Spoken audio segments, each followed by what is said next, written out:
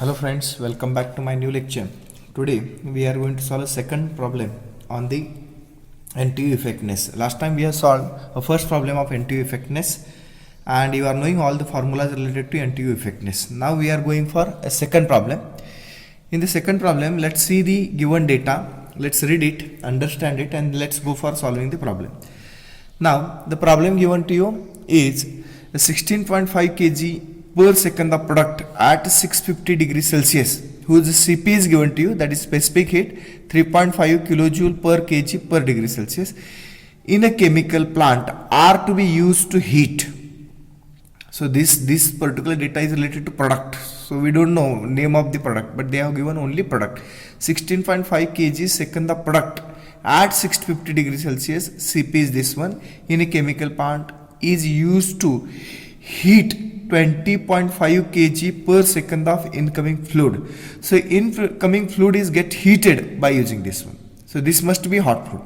This must be a hot fluid, and this you should understand it. This you should understand that this product is used to heat the fluid. So fluid must be initially cold and product must be hot. So that's why I will make two columns as a cold fluid and hot fluid. So as it is given, the hot fluid must be what? A product. We have identified that the hot fluid is the product. So this is a product. They have given name of the product. They have not given specifically which product, but they have given a product and incoming fluid. So for the cold fluid, they have given name as a fluid. So I have made like this two columns, and in that I am going to write the given data. Okay. So 16.5 kg per second. So this is the product data. So I will write MH, which is 16.5 kg per second is given at 650 degrees Celsius. So this is inlet temperature. So THI is equal to 650 degrees Celsius. CP, that is specific heat, is given, that is CH, which is nothing but 3.5 kilojoule per kg per degree Celsius. We know that the specific heat always we take in what? We take joule. So multiply by 1000. So it will become CH is nothing but 3500 joule per kg per degree Celsius. That's what the unit given to you. Okay. Used to heat. This is used to heat a 20.5 kg of incoming fluid from 100 degrees Celsius. So 20.5, that's the mass flow rate of cold fluid. So this is MC, 20.5 kg per second, which is incoming fluid temperature. So TCI is 100 degrees Celsius, whose CP is also given. So CC, I will write CC, which is 4.2 kilojoule per kg per degree. So once again, this is given in kilojoule. So I must convert into joule. So 4200 joule per kg per degree Celsius. Okay.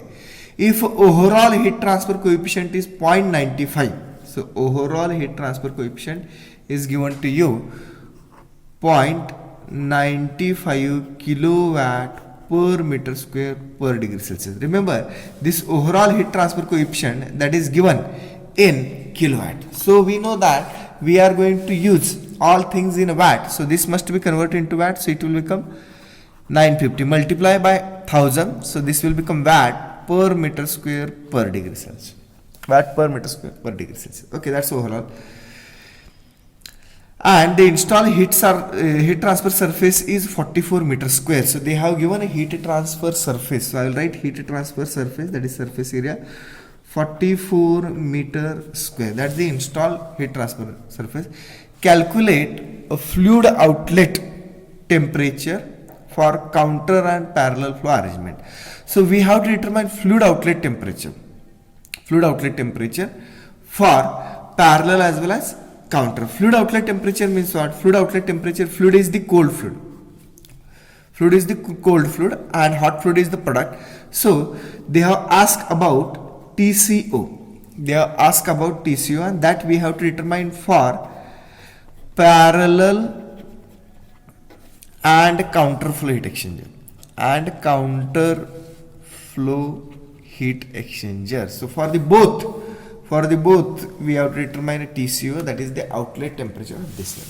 So this is what a given data. This is what a given data in front of you. They have given MC, TCI, CC, MH, THI, CH, U and A is given, and we have to determine fluid outlet temperature. Fluid outlet temperature, that is what we have to determine, TCO. That is what we have to determine, TCO. Correct. So let's go for solution of this. Let's consider first of all a parallel flow arrangement. Let's go for a solution of this one. In the solution, let's consider first of all a parallel flow arrangement. So I am going to do all the calculation first of all for parallel flow arrangement, parallel flow, and then we are going for counter flow. Let's draw a graph for parallel flow arrangement. Parallel flow arrangement, you are knowing a graph. The graph can be plotted as like this one. In the parallel flow, both fluid are moving in the same direction. So the parallel arrangement is like this. So here is the temperature, here is the length moves in this direction, temperature moves in this direction. So hot fluid will be moving as like this. So this is for hot fluid, so this is THI and this is THO, and as it is parallel flow, the cold fluid also moves from left to right. So arrangement is like this. This is TCI and TCO. Generally what they have given that THI, this temperature is given to you 650 degrees Celsius, and TCI is given to you 100 degrees Celsius. And what they have asked TCO. They have asked about TCO. Let's go for how to determine TCO. We are knowing that the heat transfer can be determined by three formulas. Heat transfer can be determined by three formula. What are the three formula? The three formula is, now we are doing process for what? Process for TCO. For determination of TCO, heat transfer Q can be determined by three formula: U, A, delta, T, Lm. That's the first formula. Second formula, by using cold fluid. So by using cold fluid, it will become MCCC TCO minus TCI is equal to MHCH then THI minus THO. What we have to determine? We have to determine TCO. So for determination of TCO, I can write Q is equal to MCCC TCO minus TCI. So that is separated formula. That is MCCC TCO minus TCI. That's what this formula we can use for determination of what? TCO. So I can determine a TCO from this particular formula. But I should know Q. Q is not knowing. MC is given to you 20.5. CC is given to you 4200. TCI is given to you. Now question is of Q. Question is of heat transfer Q. How to determine heat transfer Q? So heat transfer Q can be determined by two formula. The first formula is effectiveness Q actual divided by Q max. That's the first formula. In this Q is nothing but Q actual. So if I am knowing Q actual, I can determine Q max. If I am knowing Q actual, then I can determine the TCO. So for getting Q actual from this formula, I should know effectiveness, I should know Q max. Okay. So how to determine effectiveness and how to determine Q max, that we have to think on that. Okay. So let's go for effectiveness. Now this is parallel fluid exchanger. In the parallel fluid exchanger, effectiveness has another formula, that is 1 minus e raised to minus NTU 1 plus C divided by 1 plus C. This formula already given to you. By using this, I can determine effectiveness for keeping over this one. So let's think about what are the unknown thing. NTU is not knowing and C is not knowing. So let's determine NTU first of all. NTU is nothing but UA upon C min. Out of that, U is given in the problem, A is given in the problem. Now question is of C min. What is C min? C min is minimum of CH and CC. So we have to determine CH, we have to determine CC, and then minimum of these two we have to decide that is C minimum. So let's determine first of all CH. What is CH? That is MHCH. Okay. And what is CC? CC is nothing but MCCC. What is MH? MH value is given to you 16.5. Hot fluid Then this CH is given to you 3500. Okay, so multiplication of this will become 58575. Okay, that's the value you get. MCCC, what is the MC? MC is 20.5 into CC is what? 4200. So its multiplication will come 86100. Okay, that's what's it. Now if you compare this and this, we can decide that which is minimum and which is maximum. Which is minimum. So this is 58,000 and this is 86,000. Obviously CH is less. Obviously CH is less because it's 58,000. So CH is less than CC. As CH is less than CC, so CH is equal to C minimum. So we have got C minimum. We have got C minimum. So I can put over here, I can determine NTU. This NTU can be kept here for determination of what? Effectiveness. Okay. So let's determine NTU now. UA upon C minimum. What is the U? What is the U that is given in the problem? It's 950. Area given to you is 44. Divided by C minimum. C minimum is what? 58,575. Okay. That's what we have kept all the values. Then the NTU, you can do your calculation. NTU must come something 0.7136. That's the NTU. So we have determined NTU for what? NTU for keeping in this particular formula. Keeping in this formula. So NTU is known. Now I should know value of C because C also unknown in the effectiveness model. What is the formula for C that you are knowing? What is the formula for C that you are knowing it? So let's determine C first of all. Let's determine C first of all. So C is equal to, capital C is nothing but C minimum divided by C maximum. C minimum is what? CH, and that value is known to you, 58,575. C maximum is 86,000. Okay, so from this I can determine C. I can determine C. So value of C must come 0.68. You can do your own calculation. So this is 0.68 we are determined. Now let's determine effectiveness, because for determination of effectiveness we have determined NTU and C. So I have to keep all the values over here to determine what? Effectiveness. So let's go for determination of this one. 1 minus e raised to minus NTU. NTU has came 0.7136 into bracket 1 plus C. C is a 0.68 divided by 1 plus 0.68.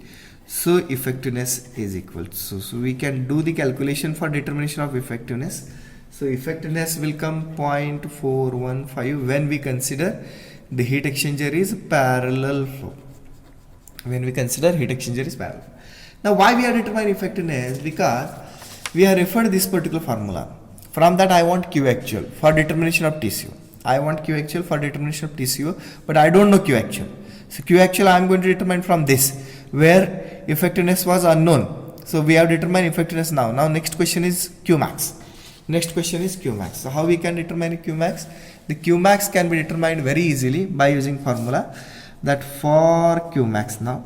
For Q max, I can use the formula as a Q max is nothing but, you are knowing the formula, that Q max is nothing but C mean into temperature difference at inlet between hot and cold flow. So that is THI minus TCI. C mean THI minus TCI. Okay. Already we are knowing C mean, we are knowing THI, we are knowing TCI. Just put the values and determine Q max. So what is C mean? C mean is 58,575 THI. What is the value of THI that you are knowing? THI is a 650. TCI is 100. So that you are knowing. So Q max, you can calculate a Q max. You can calculate a Q max, and the Q max value should come. Let me see what is Q max value. So Q max comes to be 322,16250 watt. That is maximum possible heat transfer in this particular heat exchanger. That's what we have seen it. Okay, now we got a Q max. Now let's go for determination of Q actual by using this particular formula. So I have to put effectiveness, I have to put Q max, determine Q actual. So effectiveness, I am going to use this particular formula. Q effectiveness is Q actual divided by Q max. Okay, So what is effectiveness? Effectiveness already we have determined 0.415 is equal to Q actual. Q actual is Q divided by 322,16250. Okay, that's the formula. So what is Q actual? What is Q actual? That you can do the calculation for this. The Q actual must come 13.369 into 10 raised to 6 watt. So this is what we have got Q actual, that is Q. Q actual, that is Q. Why we have determined Q actual? Because I want to determine TCO. So we can determine a TCO, this one, by keeping all the values here, because this Q is Q actual. Okay. So let's put all the values in that particular formula. I will write first of all formula for your reference, that Q, which is nothing but Q actual, which is MCCC. You can write here capital CC into TCO minus TCI. TCO minus TCI. What is Q actual? Q actual is we have written here. So this will become what? 13.369 into 10 raised to 6. MCCC is actually capital CC, and capital CC we are knowing 86100, that I will put directly TCO minus TCI. What is TCI? Is 100. What is TCI? Is 100. From this I can determine a TCO. You can do your own calculation for determination of TCO. So let me see how much is TCO comes. The TCO should come 255.27 degree Celsius. That's the answer. That's the answer for what? Parallel flow heat exchanger. That's the first answer we have determined. They are asked for counter flow also. Now let's go for a counter flow heat exchanger. That's the second. We have to go for counter flow heat exchanger. What is counter flow heat exchanger? Let me draw the graph for your reference. The counter flow graph is coming to be like this. Here is temperature, here is the length. So counter flow is, hot fluid is moving as like this one. So this will be THO. Cold fluid enters in opposite side direction. So here it enters as a TCI and this is TCO. Okay, so that's the opposite side direction. For this particular graph, we have to find out now. TCO. So for finding TCO, once again, we are going to use the same formula. What is the formula which we have used for parallel flow heat exchanger? So once again, I am going to use Q is MCCC, TCO minus TCI. This same formula I am going to use, but this Q will be different for parallel and counter flow heat exchanger. For parallel, we have already determined, but for counter, it will come different to determine what? TCO. I want to determine TCO from this. In this, MC and CC is known to you, which is capital CC. TCI is known. Only question is of Q or Q actual. So for determination of Q actual, once again I am going to use formula, this one, Q actual divided by Q max. From this is the Q actual, this is the Q actual.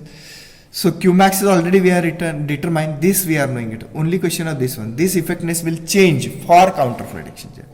So for counter flow heat exchanger, this effectiveness can be determined, can be kept here, determine Q actual and then determine TCO. So what is the formula for this effectiveness? 1 minus, this formula you must know, e raised to minus NTU 1 minus C, here it is minus, divided by